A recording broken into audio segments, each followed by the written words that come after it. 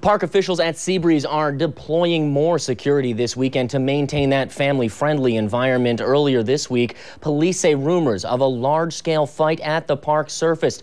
13 WHAM's Evan White spoke with park visitors about the changes. Good evening and a happy holiday weekend to you and your family. Edward Moody is off tonight, and you are hopefully enjoying this wonderful summer weather. It coincides with the kickoff weekend for Rochester's Cool Sweep campaign. The program remains in full swing this weekend through Tuesday as folks try to cool down while temperatures top 85 degrees. City pools, Durand Eastman Beach, and these popular spray parks are all part of the program. Look at that little guy. We have details of that on our website, and meteorologist Jeff Nager has the details on this July 4th forecast right now. Thank you very much, Stacy. A Dansville school nurse and her daughter will be back in Livingston County Court tomorrow to answer to charges they helped throw an underage drinking party back in May. Karen McCarty and her 16-year-old daughter Morgan are accused of supplying vodka, schnapps, and hard lemonade to a group of 9 teenagers attending a graduation party, and that was back in May. This happened in Sparta, Livingston County, at a home where police say they found a 14-year-old girl unconscious with a blood alcohol level nearly 3 times the legal limit. She was hospitalized. So too was another teenage girl. Authorities say the McCartys packed up the alcohol in a cooler, brought it to this graduation party, and since it was the daughter's idea, she was also charged. Well, a beautiful day to get out for the annual Fairport Canal Days. Canal Days features local artists, music, food, vendors, and much, much more. The festival continues tomorrow. Meteorologist Mark McLean joins us tonight with that forecast for tomorrow. Stay for the next week. No worries about a rain out, but certainly be a little warm over that grill, huh? That's for sure, Sean. Thank you very much, Jeff.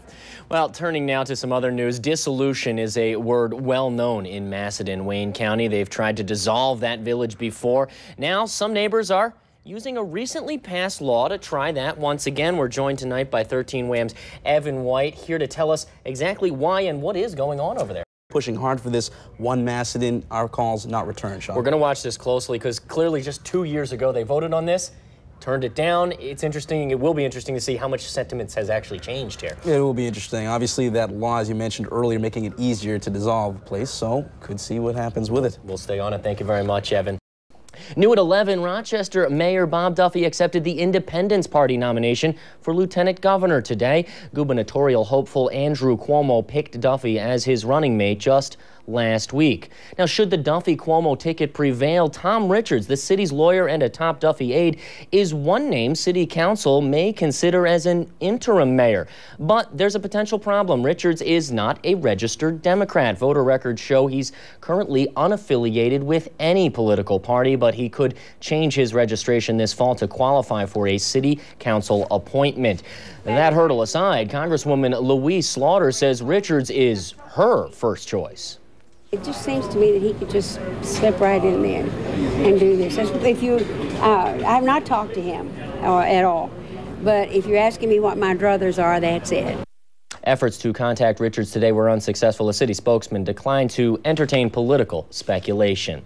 In other political news, 2 Democrats have emerged as candidates to challenge 2 Republican state senators this fall. Sources confirm Robin Wilt of Brighton is set to challenge incumbent Joe Robach of Greece. Wilt is perhaps best known for her many years of work as a grassroots organizer for various issues and campaigns. Mary Wilmot of Pittsford is lining up to challenge incumbent James Alisi of Perrington. Wilmot's experience is in state government, education, and the nonprofit sector. Her family owns Wilmerite, the management team for many local malls. Both candidates are expected to make formal announcements perhaps later this month. Governor David Patterson's now threatening a state shutdown if lawmakers don't pass proposed cuts to a budget that's more than 2 months overdue. This week, the governor's including more than $700 million in health care cuts as part of his weekly budget extender bills. If lawmakers vote the bills down, the state is then shut down. Healthcare lobby groups are accusing the governor of holding patients and providers hostage in this latest budget negotiation tactic.